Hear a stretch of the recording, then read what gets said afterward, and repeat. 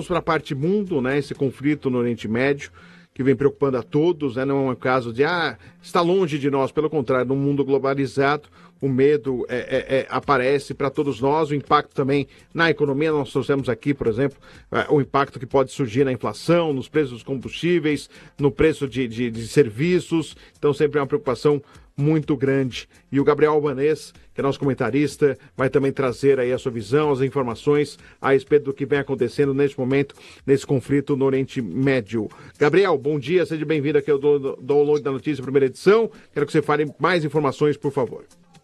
Bom dia ao senhor, a equipe, a Gabi também, né, que abre portas, é uma pessoa incrível, essa mídia tão bacana e que orgulha tanto a nossa região como é a Guardiã da Notícia, né? Vamos lá, começando, que ano, né? Que ano? O ano já começou com a questão do Maduro, fevereiro, vários desenvolvimentos, a questão da Groenlândia, agora março, todo mês tendo alguma coisa, né? É bem interessante tudo isso, né?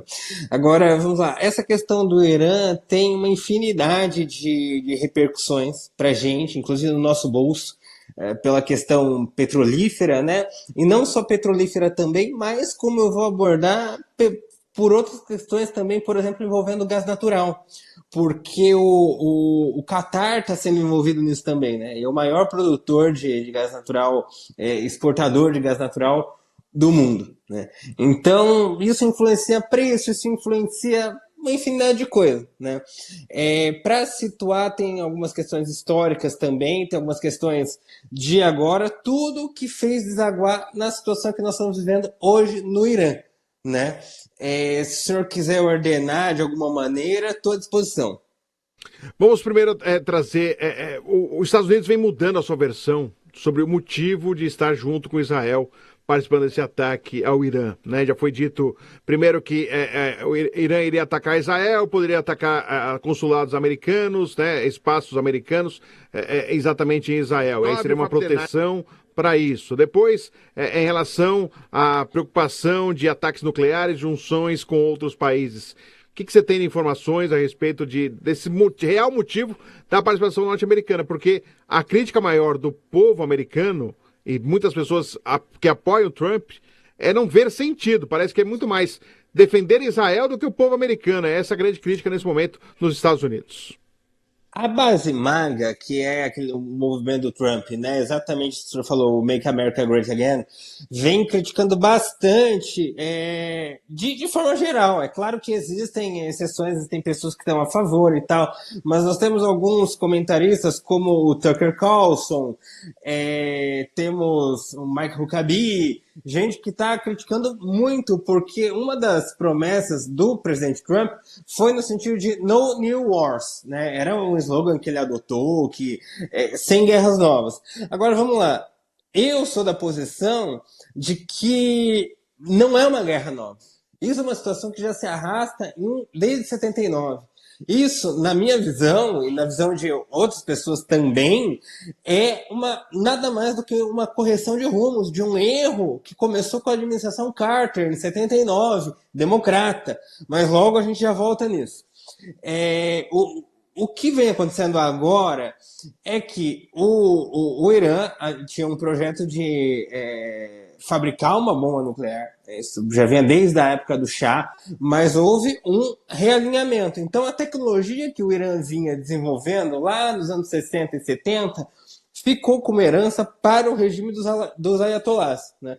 Que é um regime que transformou o Irã, que já foi um país aliado do Ocidente, isso mais para frente eu vou fazer questão de abordar, mas que transformou o Irã num estado pária. A grande verdade é essa. Transformou o Irã num estado pária. E com essa tecnologia em mãos, ao longo do tempo, eles começaram a desenvolver isso. Houve aquele acordo, inclusive, que o Lula mediou com o Ahmadinejad, que acabou não dando em nada lá em 2009, 2010, né? No período final do governo dele, né? Mas houve isso.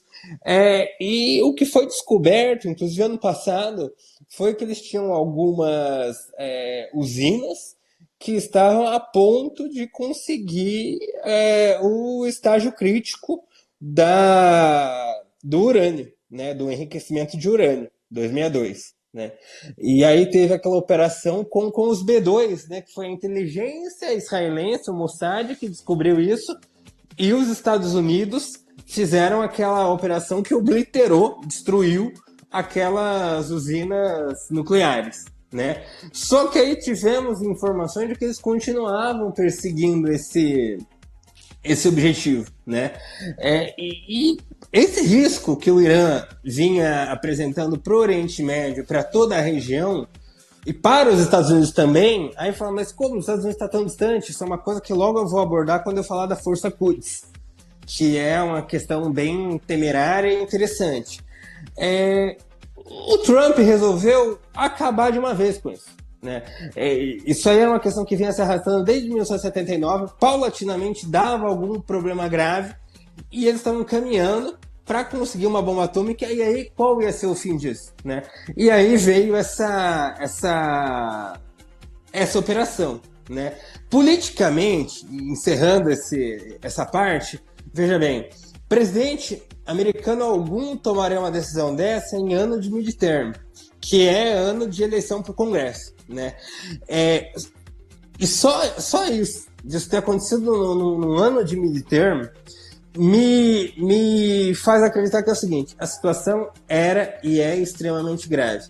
Se não fosse assim, ele não teria arriscado um capital político gigantesco, porque vai ser cobrado justamente pelo motivo que o senhor falou, na eleição. Né? Mas é um motivo extremamente grave, e o Irã estava se tornando uma potência nuclearizada a passos largos. Tanto é que agora o Irã manda avisar, inclusive, viu, Gabriel, que para que nenhum país da Europa se junte à guerra, que terá aí consequências difíceis. A gente percebe nesse momento a Europa um pouco observando, né? Alguns recriminando, outros não dando opiniões. Né? A Inglaterra chegou a deixar a base naval à disposição dos Estados Unidos porque foi atacada ali. Né? A França preparando-se aí para possibilidade de auxílio, a Alemanha se manifestando, mas ao mesmo tempo tem esse alerta aí do Irã. Dá para se levar a sério? É apenas um trunfo? Quem sabe aí apenas jogando palavras ao vento? Ou há para se preocupar em relação a essa ameaça também à Europa? Vamos lá. Dentre os países que o senhor comentou, a reação da Alemanha eu achei que foi não digo a mais interessante, porque em nível geopolítico todos os posicionamentos dos países são interessantes. Mas assim, o mais comentável, vamos dizer assim, por assim dizer, me chamou muito a atenção a forma como que o Friedrich Merz, que é o chanceler da Alemanha, deu a opinião dele sobre essa situação.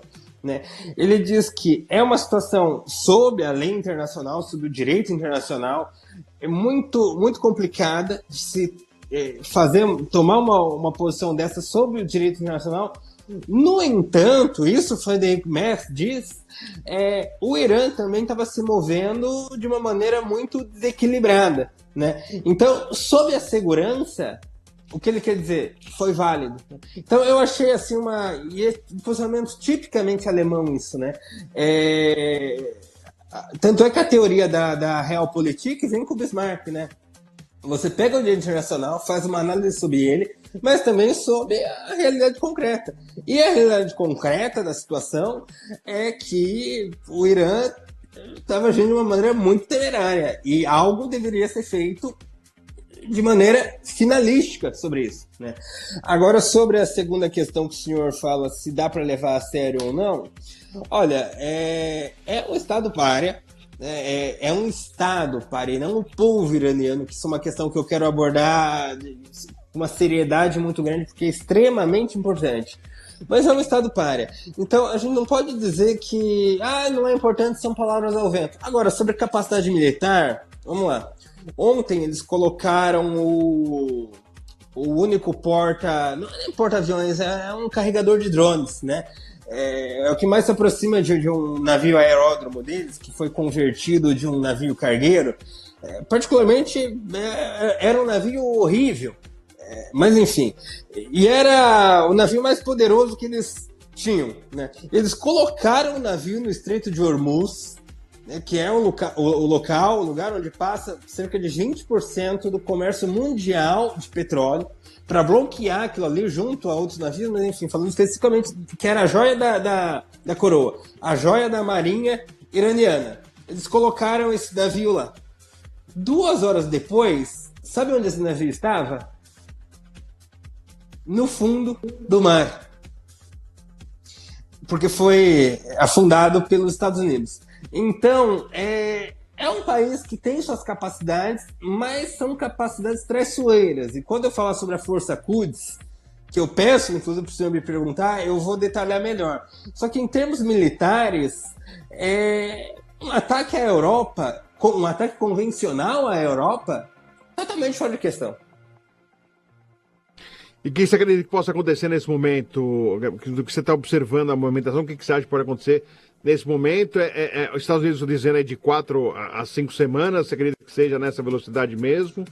Você acha que não é fácil prever um conflito como esse, num número tão reduzido para 4, 5 semanas, a gente pensar no poder bélico norte-americano e de Israel também, né, na parte defensiva também, que não adianta só atacar, tem que saber se defender, né? A gente sabe que Israel tem um ponto de defesa muito importante também. Como que você avalia os próximos passos? Essa pergunta é a mais rápida de se responder e eu agradeço muito por ela, porque é o seguinte, a Força Quds, que eu ia dizer, né? Quando o senhor pergunta sobre os próximos passos e tal, o que eu imagino que possa acontecer é que porque essa força pratica a chamada guerra não convencional, que eu chamo de terrorismo. Porque são agentes infiltrados em países que células dormentes, as tais sleeper cells, né, que podem praticar ações, o Deus dará, né, e é imprevisível. Então essa Força Quds, ela age dessa maneira, né.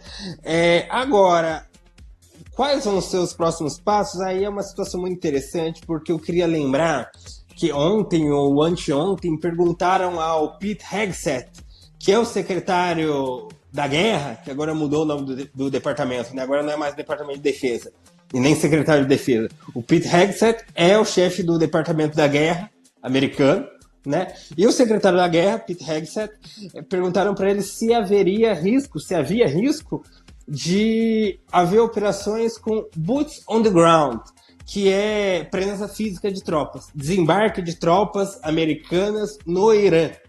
Né? Porque o trauma americano é em relação à guerra do Iraque, né? E ele disse que não podia dizer de momento, que poderia, ele deixou no ar isso. Então, se esse conflito vai se alastrar, ou se vai haver uma mudança de regime no Irã, que é um assunto que deve ser falado, deve ser pensado, deve ser colocado na balança, muito cedo para dizer, e nem os próprios americanos colocam de fora essa possibilidade, porque se colocarem tropas, aí a coisa pode tomar uma proporção muito maior. Inclusive, o Donald Trump disse que agora é tarde demais em relação à negociação com o Irã, mas o Irã já tinha dito antes que não ia negociar nada com os Estados Unidos e que ia manter, né? Existem essas trocas de narrativas que também só contribuem para deixar esse mistério aí no ar dos próximos passos do que vai acontecer, né, Gabriel? Isso, exato. Agora, tudo isso, quando eu digo que tem uma raiz para isso, se o senhor me permitir achar conveniente, e uma coisa bem rápida, um comentário bem rápido, é a raiz de tudo isso. Posso? Claro que pode. A raiz de tudo isso vem por conta de um erro. Quando eu rebato uma parte dessa base maga que critica o presidente Trump e diz que o senhor disse que não haveria novas guerras, no new wars, e nós estamos vendo uma guerra nova. Não, isso não é uma guerra nova. Isso é um desdobramento de um erro que aconteceu em 79, como eu já disse. E esse erro ocorreu pela prevaricação, pela falta de ação do Jimmy Carter, que era o presidente americano, à época democrata, que traiu o maior aliado que eles tinham no Oriente Médio, que era o Irã. Aí pode falar, mas o que está havendo, né? Como você faz um comentário desse? O Irã era aliado aos Estados Unidos com o Shah, Mohammed Reza Pahlavi. O regime do Shah era uma monarquia e o Irã era um país que era democrático, tinha muitas críticas ao Shah, porque ele tinha uma polícia secreta chamada SAVAK. Mas era um contexto de Guerra Fria. E a briga maior não foi nem tanto por algum cerceamento democrático, o que o Shah fazia, ou que o regime do Shah não era plenamente democrático, não. A briga ali, porque se fosse democracia, os ayatollahs não teriam tomado o poder, se fosse por democracia. A briga ali foi que o Shah estava num processo de ocidentalização do país. E, vamos lá, o Irã nunca foi um país muçulmano, árabe no sentido estrito. O Irã é um país persa. O Irã é berço de uma religião chamada zoroastrianismo, né? E o zoroastrismo, perdão, enquanto religião, foi o berço da civilização persa, que vem lá do Dário, há 2.500 anos atrás. Veja bem, então, o que aconteceu ali foi que uma minoria muçulmana começou a se irritar com o governo pró-ocidental do Shah. Só que esses clérigos, esses imãs, esses ayatollahs, eles não eram muito de falar, de planejar ação revolucionária e tal. Quando dois clérigos importantes morrem de idade, causa, enfim, nos anos 60, o terceiro mais importante, que é o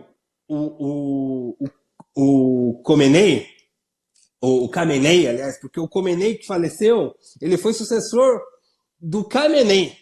Então, os nomes são bem próximos aí, né? O Khamenei, ele tem uma postura mais militante, de criticar, de falar que a ocidentalização do Irã era a degeneração. Esse papo assim mais religioso, sabe? E aí ele é exilado. Ele vai para alguns países, aí ele é até expulso do Iraque, vai para a França um tempo. E aí ele começa a atividade política dele lá, insuflando a oposição contra o Shah, correto? E aí, eu até mandei algum material sobre isso. Em 71, o Shah faz uma comemoração dos 2.500 anos da dinastia, não da dinastia, da monarquia persa, né? E é uma festa que teve um custo, né? Num outro momento a gente comenta melhor e tal. E o Khamenei, exilado, começa a provocar e falar: olha, tá jogando dinheiro fora, esse tipo de coisa, né? E essa irritação social dessa minoria islâmica contra o regime do Shah e a boa propaganda feita por esses infiltrados, na época tinha participação da União Soviética, etc., começa a levar o país para um ponto de não retorno, para uma ruptura. E aí é que se dá a Revolução Islâmica de 79. Veja bem, o Khamenei ele volta da França e aí ele derruba o governo do Shah. Ele derruba o governo do Shah e começa esse proselitismo islâmico, que dá no que dá hoje, né? Então, fechando a situação, é uma situação muito complicada, que era um aliado, o Irã era um país aliado, né? E foi substituído por uma teocracia e encerrando, hoje se dá uma correção de rumos.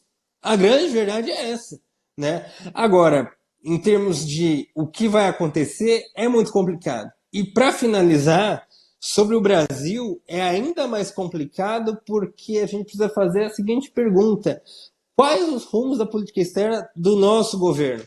Porque o Ahmadinejad era amigo do Lula, morreu. O Ayatollah era amigo do Lula, morreu. O Maduro era amigo do Lula, foi preso. Então, pergunto eu, em termos de política externa, é com esse pessoal que nós queremos estar aliado e alinhado? Deixo o questionamento. Muito obrigado, viu, Gabriel Albanês, participando aqui com a gente, comentarista, comentando aí os ataques ao Irã. Um abração para você e boa terça-feira, viu, Gabriel? Muito obrigado. Obrigado, viu? Disponha, um abraço. Valeu, um grande abraço e agradecendo o Gabriel Albanês aqui ao vivo do Alô da Notícia, primeira edição.